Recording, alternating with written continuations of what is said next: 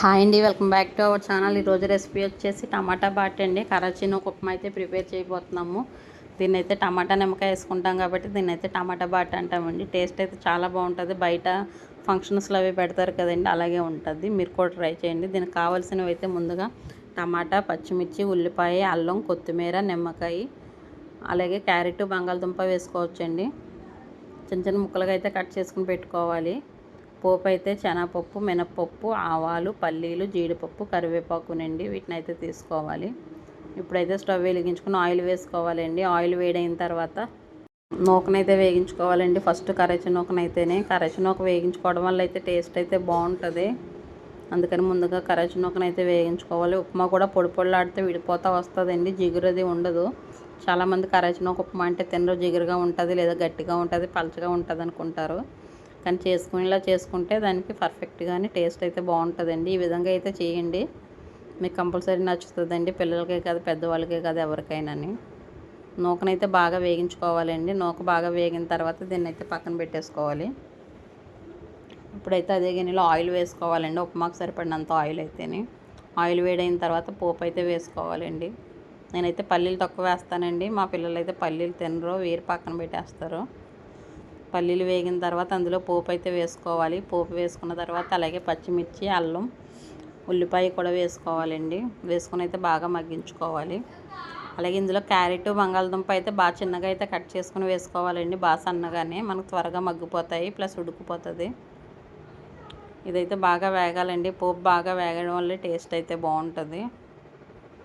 కరైచినో ఉప్మా అంటే పర్ఫెక్ట్గా చేసుకుంటే టేస్ట్ అయితే చాలా బాగుంటుందండి. చాలామందికి అయితే నచ్చదు కదా. ఇలా ఈ విధంగా టమాటా, నిమ్మకాయ వేసుకొని చేయండి, కంపల్సరీ నచ్చుతుందండి అందరికీ. బయట ఫంక్షన్స్లో అవి పెడతారు కదండి ఎక్కువ, అలాగే ఉంటుంది టేస్ట్ అయితేనే.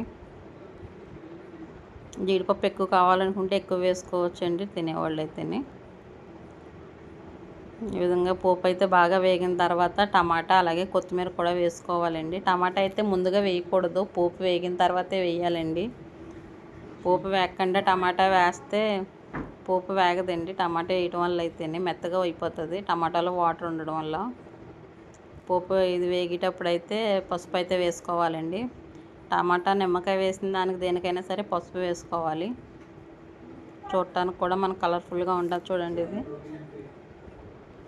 ఈ విధంగా అయితే టమాటాని అయితే బాగా మగ్గించుకోవాలండి. టమాటా అయితే బాగా మగ్గిన తర్వాత ఇందులో వాటర్ అయితే వేసుకోవాలి.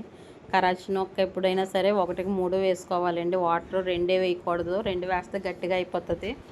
నేనైతే 1కి 3 వేస్తాను వాటరు. నేను గ్లాస్ నూక అయితే తీసుకున్నాను కదండి, ఆ గ్లాస్తో 3 గ్లాసులు వాటర్ అయితే వేసాను. నీళ్ళు వేసుకున్న తర్వాత దానికి సరిపడినంత సాల్ట్ అయితే వేసుకోవాలండి. సాల్ట్ వేసుకుని అయితే ఒకసారి కలుపుకోవాలి. అలాగే నీళ్లు మరుగుతున్నాయండి. నీళ్లు మరుగుతున్నప్పుడు అయితే నూకను కలుపుతా వేసుకోవాలండి. వేయించుకున్నా సరే కలుపుతా వేయకపోతే ఉండలు కట్టేస్తుంది. అందుకని ఈ విధంగా అయితే కలుపుతా వేసుకోవాలండి నూక. ఇదైతే ఉడకపట్టింది కదండి, సిమ్లో అయితే పెట్టేసుకొని బాగా ఉడికించుకోవచ్చండి. ఇదైతే ఎక్కువ టైం ఏం పట్టదండి మనకు. ఉప్మా 10 to 15 మినిట్స్లో అయిపోతుందండి ఉప్మా అయితేనే. ఈ విధంగా అయితే చూడండి, ఇది గట్టిగా అయిపోతుందండి చల్లారితేనే. పలచగా అయితే అస్సలు ఉండదు. చాలామంది తోపలా ఉంటుంది అలా ఇలా అంటారు, కానీ అలా అయితే ఉండదండి. ఇది చల్లారిన తర్వాత అయితే గట్టిగా అయిపోతుంది. ఇప్పుడైతే స్టవ్ అయితే కట్టేసానండి. స్టవ్ కట్టేసిన తర్వాత నిమ్మకాయని అయితే కట్ చేసుకుని నిమ్మకాయ వేసుకోవాలండి. నిమ్మకాయ ఎక్కువగా వేసుకుంటేనే టేస్ట్ అయితే బాగుంటుందండి ఇది ఉప్మా. మీరు కూడా ట్రై చేయండి, ఖచ్చితంగా అందరికీ నచ్చుతుందండి ఉప్మా అయితేనే. మాకు కామెంట్ చేయండి మీరు ట్రై చేసిన తర్వాత ఇది ఎలా వచ్చిందన్నది అయితే రెసిపీ. నిమ్మకాయ వేసిన తర్వాత బాగా కలుపుకోవాలండి. టమాటా బాట్ అయితే రెడీ అండి.